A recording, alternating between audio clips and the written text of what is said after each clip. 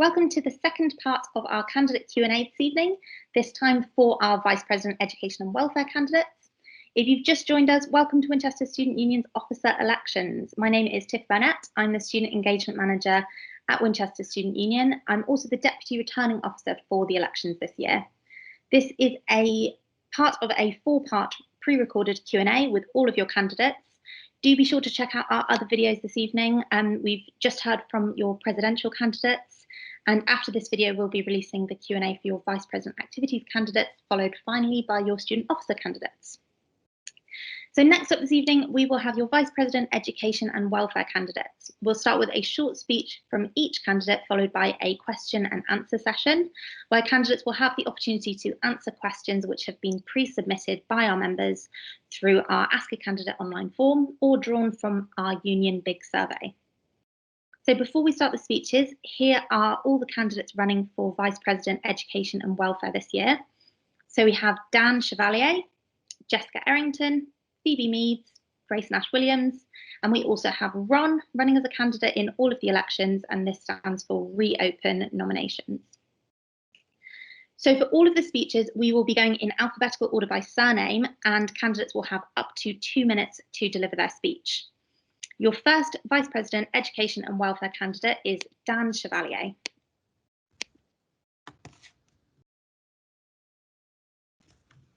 Hello, I'm Dan Chevalier and I'm running to be your next Vice President Education and Welfare, to represent your voice and champion the issues that matter most to you.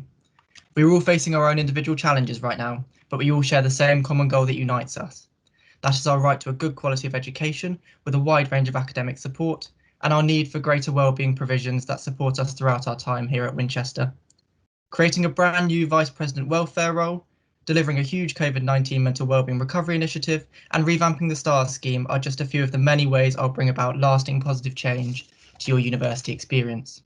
If elected, I would work with integrity, transparency, and accountability, so that you can place your trust in me to deliver on my promise to uplift each and every one of your voices.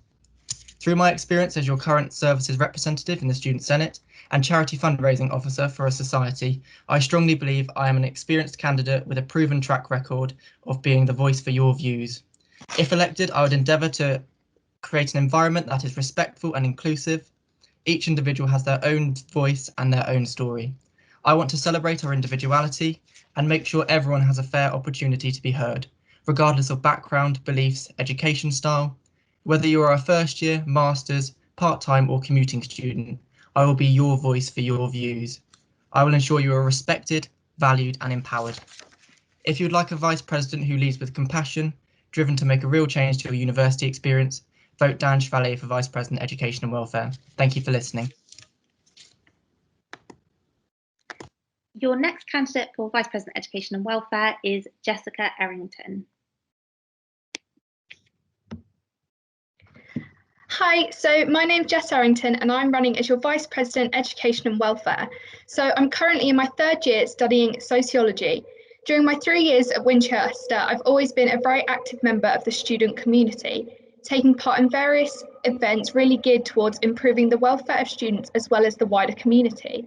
One example being that I used to volunteer for a counsellor in Stanmore, focusing on student engagement and community action projects. I'm certain we would all agree that a huge contributor to us making the decision to enrol in Winchester was the unparalleled sense of community that this university grants us. And without a doubt, this is something I would love to further my involvement in post-graduation. Following recent events, it's really been highlighted the importance of a strong student union in order to achieve a positive and memorable university experience. For every student, regardless of background, upon being elected, I promise to represent you, your learning experience and the thing that you care about most during your time at Winchester. It is more than important to point out how strongly I feel about our university and the strong sense of community created with every new intake of students. I know for certain that our university is a great one. I believe that our diversity and variance makes for an open-minded, inclusive environment in which students can feel appreciated and challenged at all times. As your Vice President, Education and Welfare, I want to listen to you. Your voice is the most powerful asset to ensuring your quality of education and your welfare experience. Having a team of approachable sabbatical officers allows you to fully communicate your ideas, allows you to feel represented and ultimately fulfill your full potential while at university. Maintaining a strong relationship between the student union and university enables the best experience for you, the students. A vote for Jess Errington is a vote for a calm and conscientious candidate, and most importantly, to get your voice heard. Thank you for listening. Your next candidate for the role of Vice President Education and Welfare is Phoebe Meads.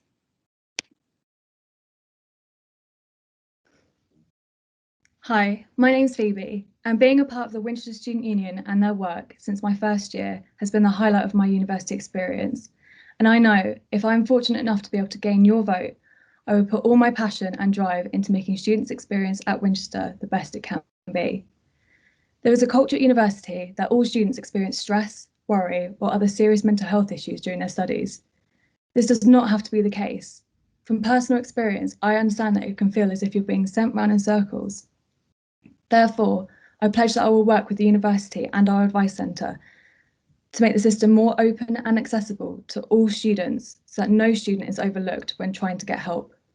Through campaigns and events such as student recharge days and maintaining a presence at open days, I will work to increase the awareness and engagement of welfare resources available through Student Union to ensure current and future students are supported during their studies.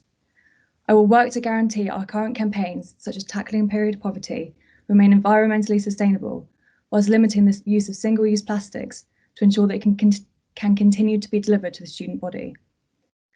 I pledge to continue to listen to the student voice through our STARS scheme and zone meetings to ensure representation and accountability.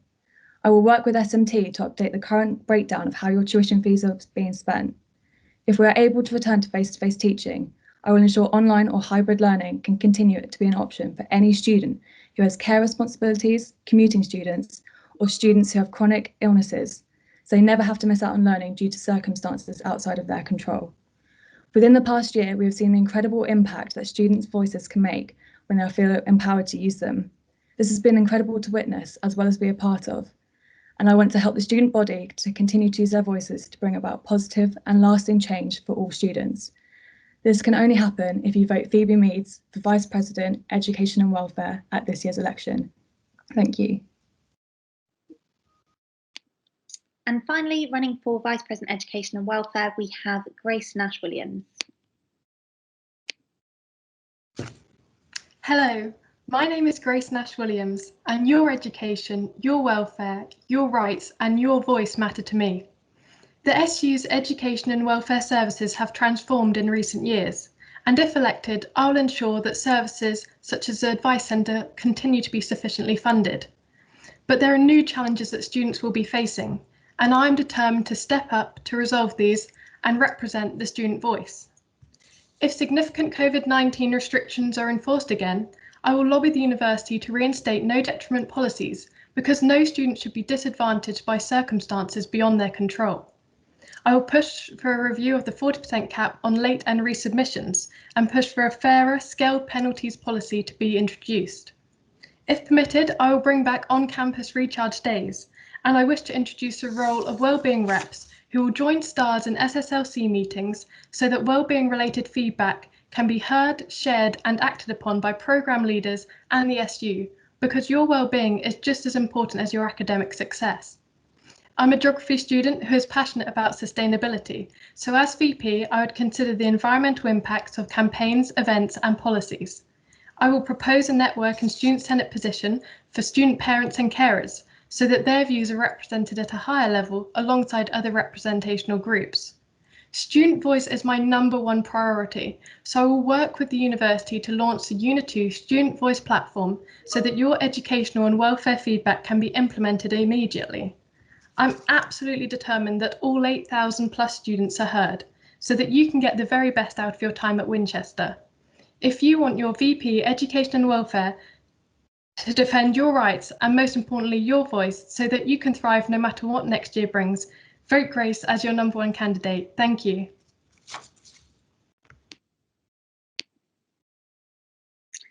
Thank you, candidates. So that brings the speeches to a close. So if all candidates could now switch their cameras on. It's important to note in our elections here at Winchester Student Union, we use a single transferable vote system, allowing you to rank candidates in order of your preference when you cast your vote. So when you're deciding how to vote, be sure not to just think about who your favourite candidate is, but also who your second, third and fourth preferences are. So for the Q&A, all 3 questions being asked this evening were chosen at random from the list of pre-submitted questions we received from students via our Ask a Candidate online form, or via the union's big survey. The order for candidates to answer the questions this evening has been chosen at random, and they will have up to 1 minute each to respond. I'll turn my camera off now just so you can see only the candidates. So candidates, your first question this evening is, how will you ensure that the learning needs of mature, part-time and commuting students are adequately represented by their student union? Starting off with Grace. Hi, so a part of my manifesto is to liaise with representational networks if I'm welcomed by members. So there is a mature and part-time representational network as well as commuter network. And so if welcomed, I would like to meet up with these representational networks to hear their education and welfare priorities so that they can be represented within the SU. Next up, Phoebe. I think it's absolutely crucial that these students understand that they are being listened to, whether that is through their star on their course or coming to us directly. I think it's absolutely vital that they understand that we are there to support them. Part of my manifesto as well is to offer any student without any questions the possibility of carrying on with online learning whenever they need it. I'm not saying that it'll be completely online for them only. I'm just giving them the option so they never have to miss out on learning and understand that them and their learning matter to us as well. Jessica? So my whole campaign is surrounded by listening to the individuals themselves. It's not down to me to decide what is best for them. For me, it would all be about approaching them and seeing what they need from us. And as previously mentioned, part of my manifesto is continuing with those recorded lectures. It's essential that regardless after COVID, that all students, regardless of their situation, feel represented and have the opportunity to still excel in any given situation. Your background shouldn't affect what you're achieving. And Dan? So I think the COVID-19 pandemic has shown us all actually that there is a lot of flexible ways to learn at university, and I do think it is really important that we have that flexibility with, you know, pre-recorded lectures and the option to then go back and watch it at a later date. Those options should still be provided continuing forward so that they can still go in person to the lecture, or they can let the lecturer know that they would like to take it online, but that wouldn't be compulsory. That's sort of optional depending on as circumstances change so quickly. Thank you. So your next question is, what are your views on the availability of student wellbeing support at the University of Winchester? What more can the student union do to support students? To start with, Phoebe. I think we have such an incredible amount of support available. However, not many students actually know that it is there for them. Therefore, I would maintain that we have a vital and evident presence at any and all open days in the future, so that current students and future students who are looking to come to Winchester understand that all these options are available there for them. Also, with the university, I think that their current system can be incredibly confusing. I think that we need to work to make it more open and accessible to all students so they never feel as if they're being turned away, because asking for help in the first place is such a difficult thing, and any student is brave to step forward and say that they need help. Jessica? As just said, obviously taking the first step to ask for help is incredibly brave, and that's something that we need to recognise. I believe that the services that we have in place are incredible, and they've helped everybody. They've always been there, but I think it's about raising the awareness so that people know that they're there, making them more easily accessible, and getting more appointment times, making the turnover quicker. Because the worst thing is going for help and then having to wait months for it. It completely defeats the object. We need to help students now. Dan? Yes, this is one of my main focuses within my campaign, is about this extra effort for wellbeing and mental health, seeing as it is a big issue coming out of the pandemic as well. It's always been a big issue, but more so now. So yeah, there is a lot of, as the other two candidates have said, there's lots of availability of wellbeing resources. It's just not being promoted as much as it could be. So it's about pushing the promotion and also looking at how we can expand and make these services more efficient. And finally, Grace? Wellbeing is just as important as your academic success. That's a value that I hold strongly. And I would like to introduce wellbeing reps so that your wellbeing feedback can be incorporated in your lectures, it can be shared in your department, and so that wellbeing becomes just as important and just as respected as your academic needs. I also want to secure funding for the Advice Centre, make sure that it's sufficiently funded, because I think they've done some fantastic work, and making sure that the student services are easily accessible, and that we have as limited barriers to accessing it as possible. Thank you, candidates. And your final question this evening is, if elected, how will you balance both the educational needs and the welfare needs of students to ensure they feel both represented and supported? Starting with Jessica.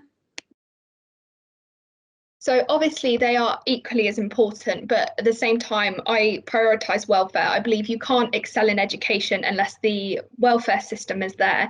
If students are excelling with regards to welfare, they're bound to do better in education. For me, it's really about listening and seeing what students need at the time. If they're happy with the system, there's no point putting in place loads to change it. It's really about seeing what is important to them. But I believe right now, welfare is incredibly important, and we need to look after the students first before we start changing anything too crazy. Next up, Dan. Yeah, so sort of making a similar point actually, is the fact that welfare is so important to your educational success. Your engagement would likely to be reduced if you are suffering within yourself. So it's really important as a first step to focus on the welfare of a student, to then help their education, as you might actually then bridge the gap and serve to help both zones by just focusing on welfare initially and then education. And this is also why I'm proposing to look at having a separate vice president welfare role, so that in the future they both get the full designated airtime and sort of work that they need. Grace?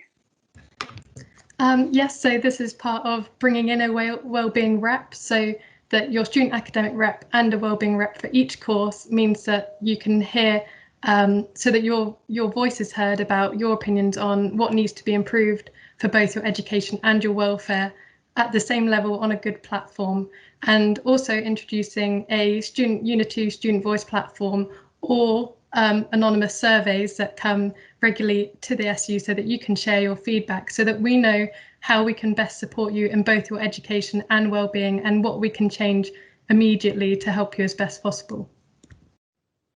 And finally, Phoebe? I think now more than ever, students' wellbeing has been called into question. Unfortunately, I think we've all heard too many stories about when students' wellbeing has become too negative and it hasn't allowed them to focus on their studies as best as possible.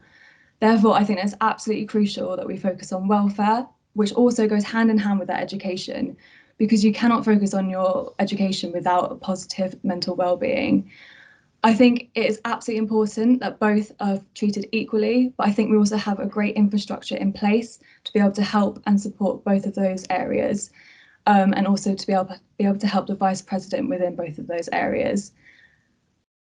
Welfare is absolutely vital to me. It's one of my main points within my manifesto, and I think it's crucial that we focus on that more than ever right now. Thank you to all of our candidates. If you want to hear more from any of the candidates or check out their manifestos, we've posted a link to each of the candidate pages on our website in the comment section of the video today. And voting opens tonight at 9 p.m. So do check your Unimail email, which is where you will receive a direct link to cast your vote. Or you can visit our website, winchesterstudents.co.uk/vote. So that draws us to the close of part 2 of our candidate Q&A. Do stick around, we will be uploading part 3 very shortly, which is where you'll be hearing from our Vice President activities candidates.